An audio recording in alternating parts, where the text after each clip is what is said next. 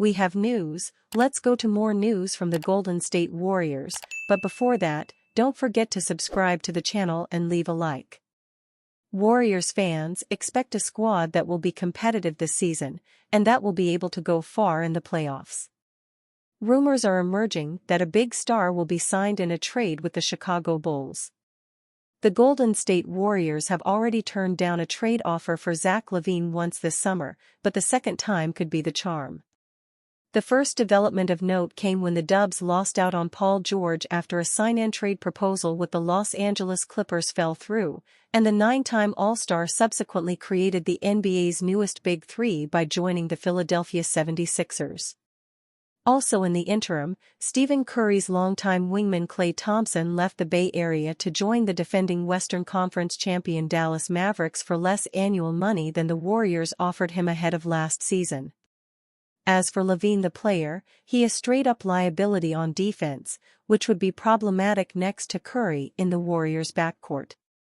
Those problems would worsen with the departure of Peyton II, who is one of the players Golden State would have to include in Buckley's trade proposal to make the salaries line up closely enough for the deal to pass league rules.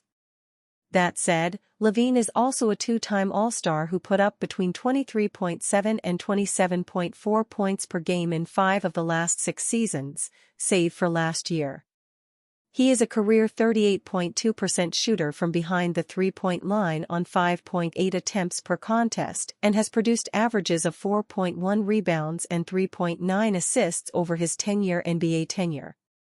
LaVine brings some considerable health concerns to the equation with him, appearing in just 25 games last season. However, he played in at least 60 games in 4 of the 5 campaigns before that, with his low of 58 appearances coming in 2020-21.